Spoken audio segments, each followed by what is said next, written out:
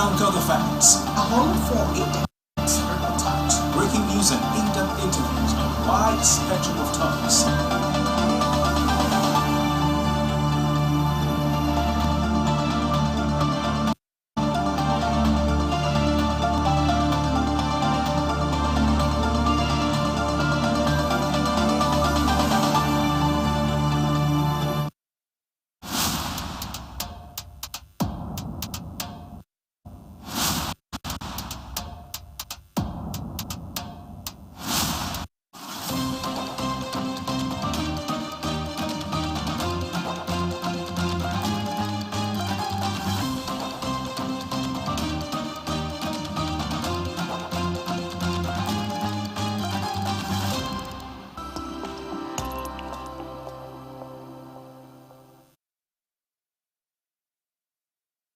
This is Atlantic Global News on Atlantic Television Network. First, the headlines.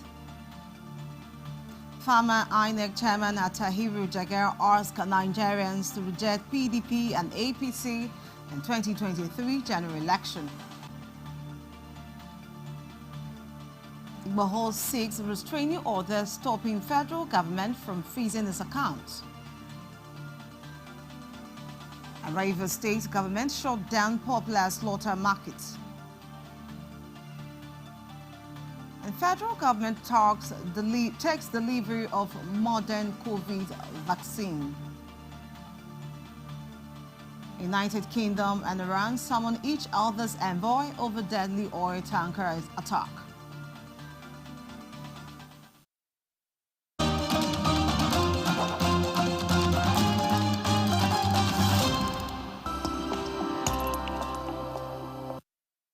Many thanks for joining us in our global news. Former chairman of the Independent National Electoral Commission, Professor Atn Mohammed Jega, has asked Nigerians not to trust the All Progressive Congress and the People's Democratic Party on the reform they have continuously promised. Jega, in an interview, asked Nigerians to consider another alternative. He alleged that all those who said to be thieves will be punished because they stole under PDP, defected to the APC, and nothing happened to them. He said Nigerians should seek solution elsewhere, adding that he has registered with the People's Redemption in order to work towards saving the country. The former INEC boards further blame call for division and taxation in the nation on lack of good governance in the country.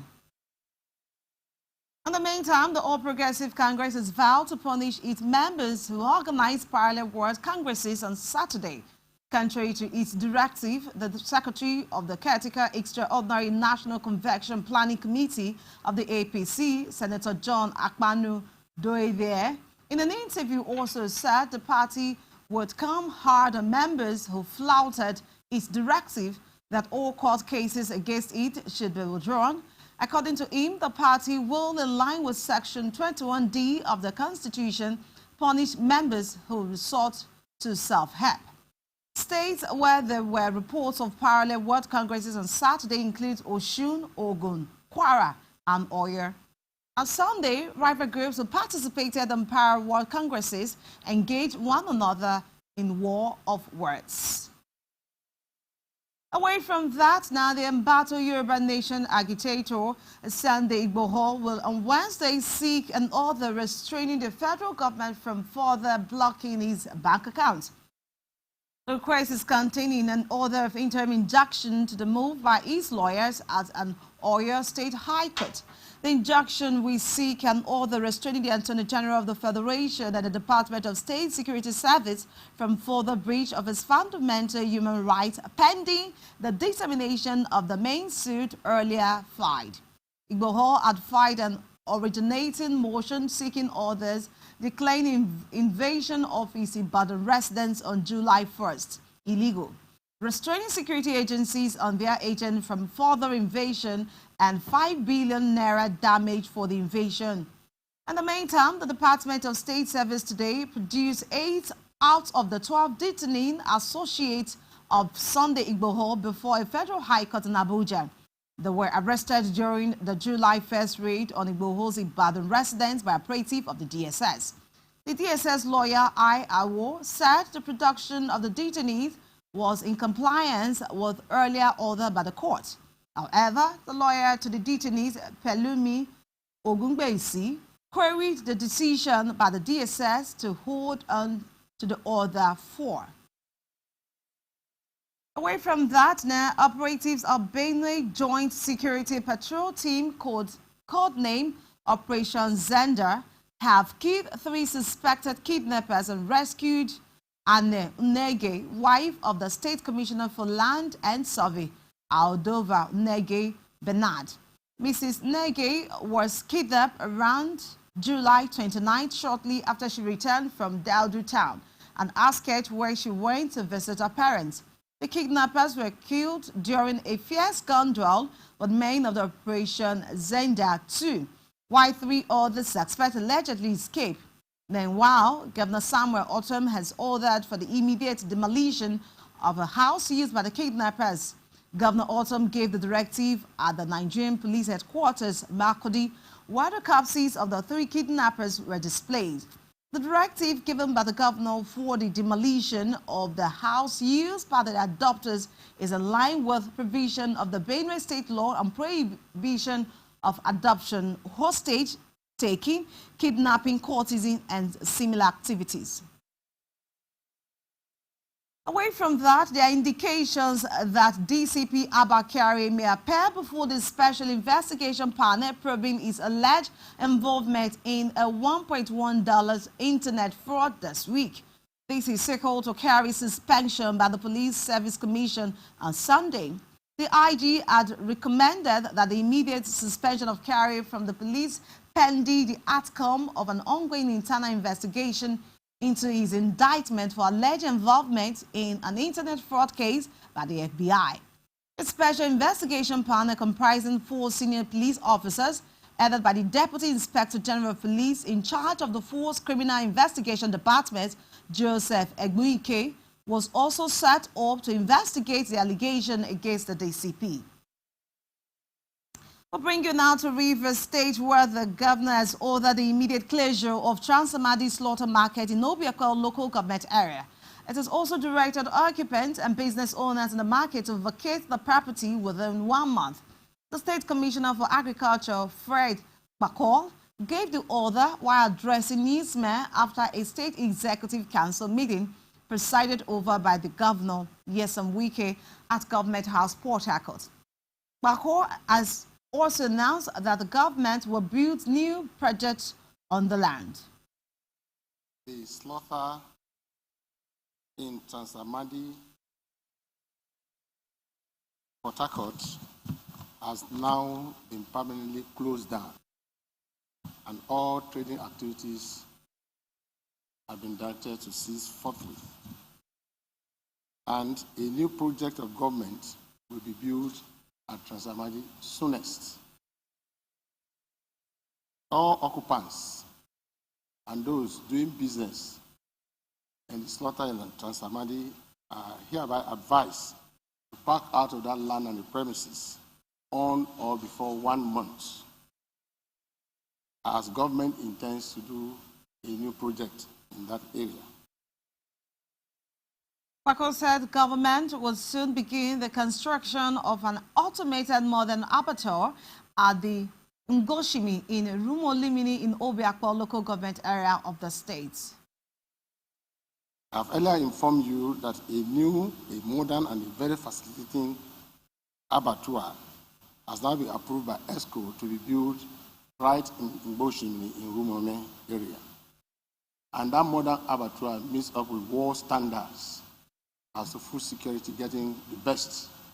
We're aware of the zoonotic diseases we have, and if we don't eat under a very hygienic environment, it will be very detrimental to our health.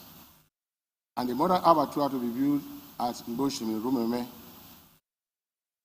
will take care of 400 cattle will be killed in a day, 1,500 goats and sheep also the same day. It is a modern abattoir, fully automated, with state-of-the-art facilities. It has a meat mart, it has an administrative building, internal rules, shore protection, veterinary clinics and laboratories that will be checked the animals before and also checking out the tissues when they've been slaughtered. The environment will meet up with world standards. It is therefore very important to inform the general public that just in some few couple of weeks, the modern abattoir will commence, and it will be very useful for the state. Thank you very much.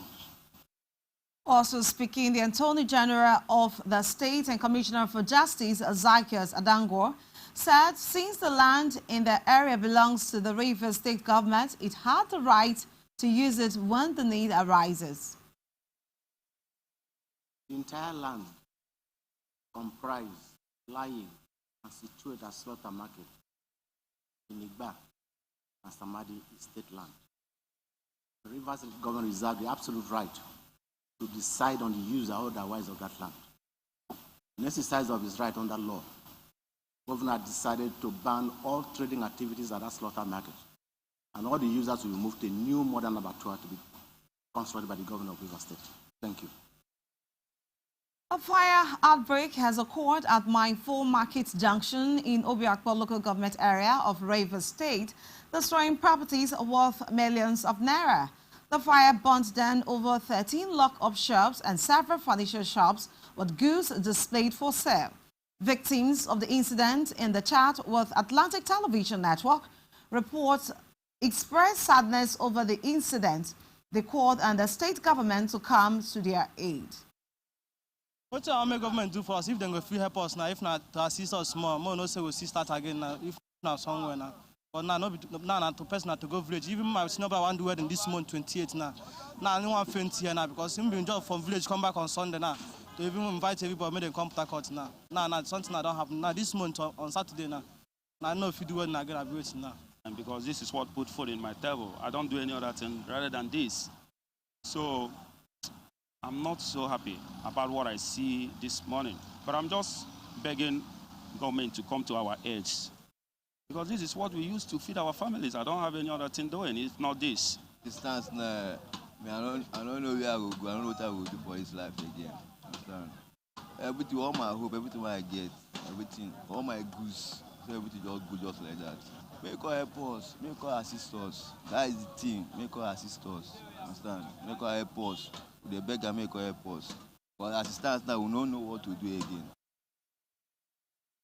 Eyewitness report had this on authority that the fire incident started from a welding shop around 11 a.m. on Monday, August 2nd, 2021. They also expressed displeasure over the failure of the State Fire Service to respond to several text messages and calls made to them.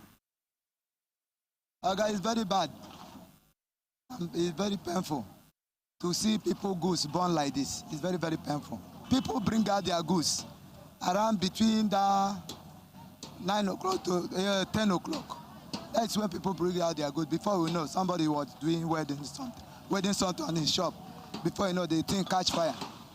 That's how we see it. Finding the fire, as you can see, was caused by a welder. You understand? The welder was trying to weld something at the shop. And at that shop, there is a foam at the shop. So it was through there, maybe the welder that was welding, you know, the fire will be, the flame of the fire. So that was how it jumps to the foam. And that was how the fire came about. So from there, it ran to other shop. And that was how it happened. Our correspondent Femi Ogunkelede reports that residents and sympathizers resort to self-help due to the non-availability of the State Fire Service. Away from that, now we'll talk health. Resident doctors at University of Port Harcourt Teaching Hospital are yet to join the nationwide strike called by the National Association of Resident Doctors. The chairman of Medical Advisory Committee, UPTH, Professor Onotai, revealed the reason to Atlantic Television in an interview. We have a strike protocol in place. When there is a strike, be it residents, JUHESU, or non-clinical staff, we activate our strike. Now, the consultants are meant to do the work, put in more effort, even go to the extent of doing the work of the resident. to make sure that the welfare of the patients under their care were taken care of. Now that strike protocol has been actually commenced. No patient is being discharged. Although the strike may affect some other aspects like some elective surgeries that are planned, but emergencies will be taken care of.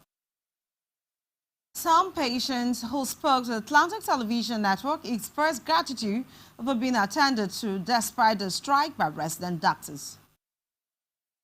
I came here, I was number one to come here this morning. And since morning, they have been trying. You know, it's a public place. They have attended to us. Now I have just taken my BP, about to see the consultants. I think there's nothing bad so far. Meanwhile, the head of department, family doctor Ajuga Joseph Ovierogene, and head of department acute care accident and emergency UPTH Barile Ipe said their fellow consultants are fully on ground to ensure patients are being attended to. In this hospital, we have a strike mechanism. So normally during strikes, resident strikes, the consultants are not resident, so they will do their job. So when there's a strike, we activate the strike working mechanism that's already on ground. And that's what we activated this morning. So the consultants are working, they will work as maximally as they can as consultants. So patients will not be turned back. But the full-scale work might not be possible. We have to scale down a little. Normally we say about 200 patients, 200 plus in this department on a normal day. But for this period, we are looking at maybe 70 to 120, between 70 and 100. Okay, so you're aware that consultants are not part of the strike, and for the accident and emergency department, we have a full complement of doctors and non-consultants who are rendering emergency services. As you can look around, we are busy now attending to patients, so we're not affected by that. Meanwhile, a member of the executive committee of the National Association of Resident Doctors, Dr. Eli George, spoke to Atlantic Television Network on the reason for the association's action. Just as you have seen, from the communique released by the National Executive Council, of the Nigerian Association of Resident Doctors, the federal government has actually not shown commitment to the healthcare sector. Okay. There was a memorandum of action that was signed between the federal government and the association. Yet, over 100 days afterwards, nothing has been done. All that we have seen, all that we have heard is just lip service, to the plight of doctors. Then, aside from that, the Medical Residency Training Act, which is supposed to be domesticated in state-owned tertiary health institutions, has not been domesticated.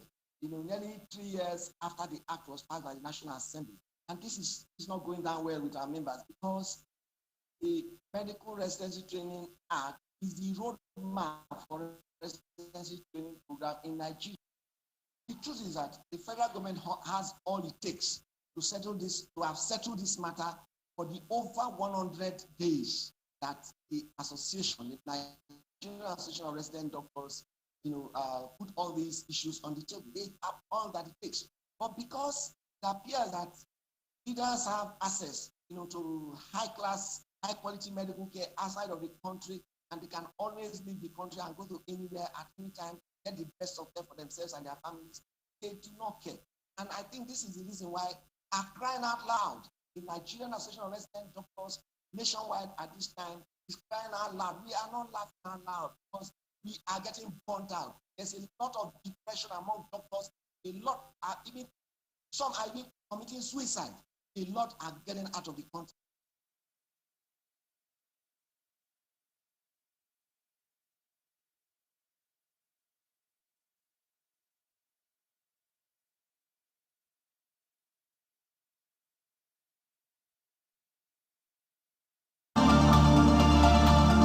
We anchor the facts. A home for in-depth reportage, breaking news and in-depth interviews on a wide spectrum of topics.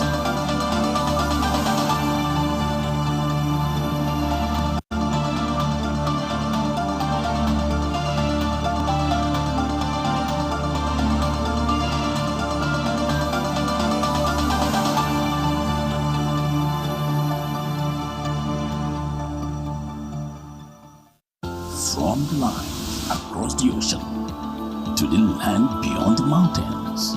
Through the Sahara, we bring on-spot news, live analysis, expert discussions on trending stories in politics, business, socio-economy, sports, and documentaries. So catch all the updates on the happenings around the globe. Stay focused on the fact today, only on ATN.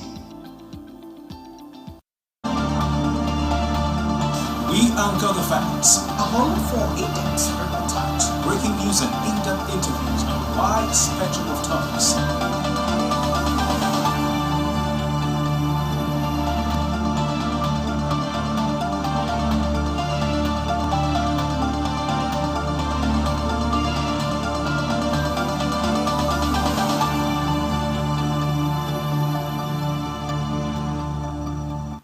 Welcome back. Sorry about the miss up there. And now to the rest of the news.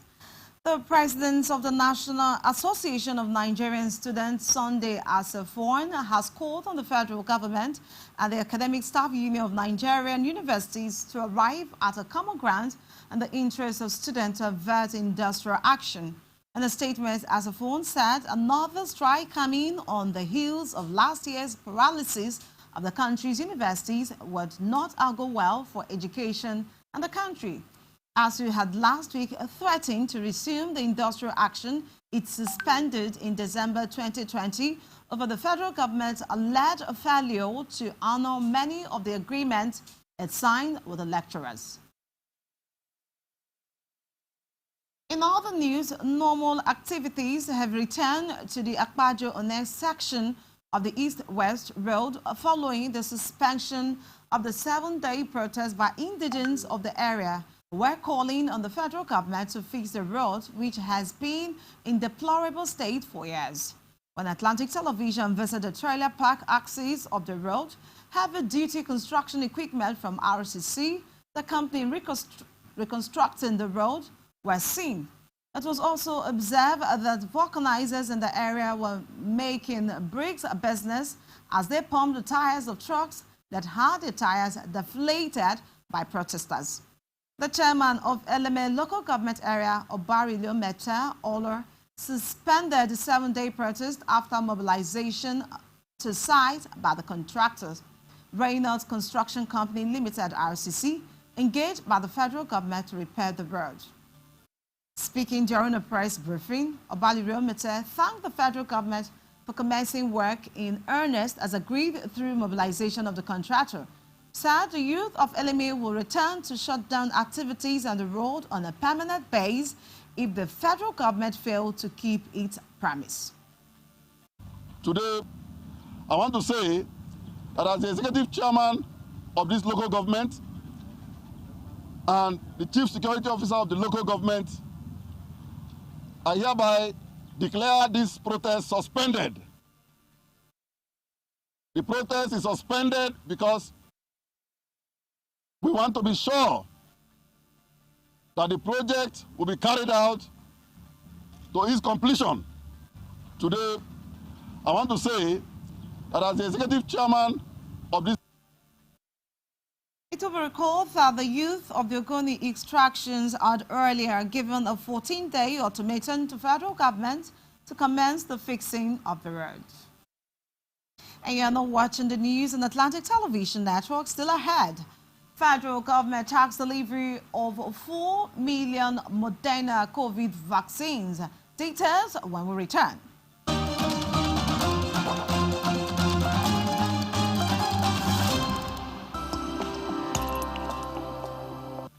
And you're welcome back. This is Atlantic Television News. Once again, our major stories are former INEC chairman Atahiru Jega asked Nigerians to reject PDP and APC in 2023 general election. Igboho seeks a restraining order stopping federal government from freezing his account. And Rivers State government shut down popular slaughter market. And now to the rest of the news. The federal government has taken delivery of another treaty of COVID-19 vaccine doses. The latest tranche, over 4 million doses of the Moderna vaccine, has donated by the U.S. government. Representative from UNICEF and USAID officially presented the vaccine at a ceremony in Abuja. The vaccine had arrived Nigeria on Sunday via 2 planes. Nigeria had earlier kicked off the COVID-19 vaccination program in April after receiving 3.9 million doses of the AstraZeneca vaccine from COVAX initiative. COVAX was set up to ensure the equitable distribution of vaccines, particularly to low-income countries, and has already delivered more than 80 million doses to 129 territories. The United Kingdom and Iran have summoned each other's diplomats in a row over last week's deadly attack on an oil tanker off the coast of Oman. The UK, US, and Israel blame Iran for the attack and wish 2 crew members, a Briton and a Romania, were killed. Tensions are high between Israel and Iran, and each has regularly accused the other of targeting shipping in the region. Iran dismissed accusation it was behind the latest attacks as baseless. The Nigerian National Petroleum Corporation says it made total revenue of 2.1 trillion naira from the sales of petroleum products between March 2020 and March 2021. The corporation disclosed this in its monthly financial and operation report released on Sunday, August 1st, 2021 in Abuja. It said the sales were made by its downstream subsidiary, the Petroleum Product Marketing Company. According to the report, the PPMC recorded over 234 billion naira revenue from the sale of white products in March 2021. This, it said, represented 24.7% increase from the 188 billion naira sales recorded in February. And in sports, Oburududu makes history as first Nigerian to reach Olympics wrestling final. This is after the 32-year-old recorded an impressive 7-2 victory against 2012 bronze medalist Beset Siege Zorun Zimboj of Mongolia in the last 468-kilogram clash. This means she is guaranteed gold or silver, which would be Nigeria's first ever medal in wrestling at the Olympic Games. The 10-time African champion, Oburududu, will face top seed Taria Stock Mensah of U.S. in tomorrow's final. The American world champion overpowered Ukraine's Alia Chakra Sova 10-4 in semi-final.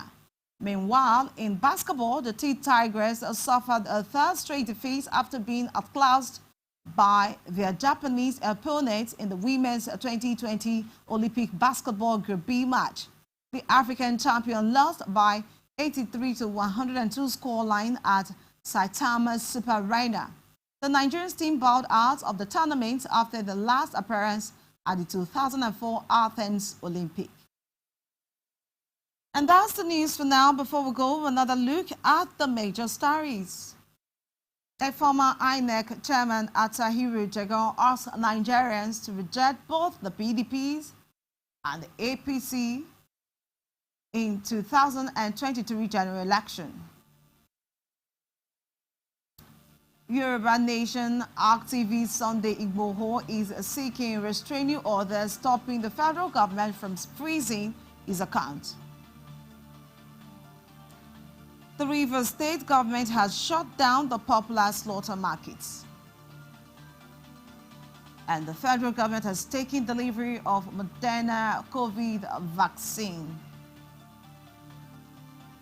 And we also told you the United Kingdom and Iran have summoned each other's envoy over deadly oil tanker. And that's the news. Thanks for joining us. I'm Flora Duke. You can follow us on our social media handles. Facebook and YouTube is at Atlantic Television Network, and on Instagram, Atlantic TV Network. Many thanks for being there. Have a wonderful night.